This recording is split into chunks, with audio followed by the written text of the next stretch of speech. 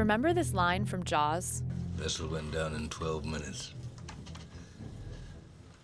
Didn't see the first shark for about half an hour. Tiger, 13-footer, you know that when you're in the water, Chief? You tell by looking from the dorsal to the tail. That story is no work of fiction. The character is based on survivors like Verlin Fortin, who goes by Buzz. He was on the USS Indianapolis when it was sunk by Japanese torpedoes in the Pacific in 1945. They had just completed a top-secret mission, delivering the atomic bomb that would be dropped on Hiroshima days later. Of the 1,197 men that were on board that ship, 880 perished. 317 would survive.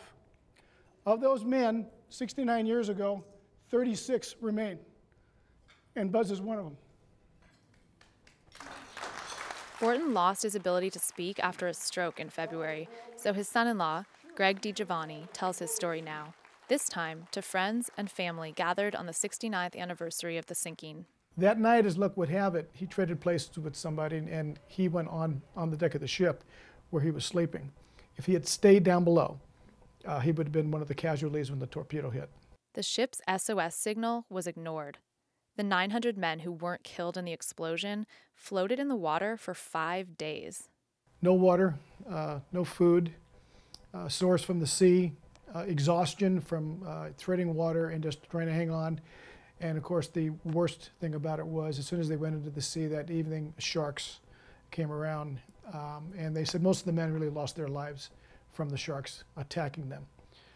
Most of them were able to get together in groups, and that kind of held off some of the sharks a bit.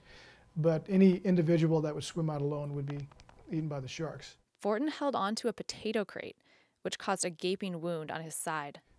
We asked him, how did you do this for 4 days? What motivated you? And what he had told us was he was thinking of his future wife.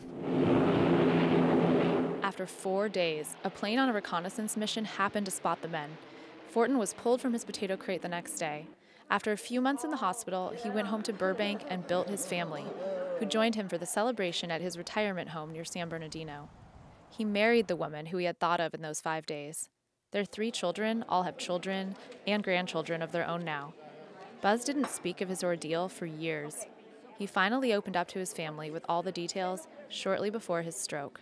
You don't call a person a hero maybe that happened to be at the wrong place at the wrong time, but he is. I mean, to survive that kind of ordeal and be part of a piece of history that will live forever, I think is a hell of a legacy. Katie Shulev, KPBS News.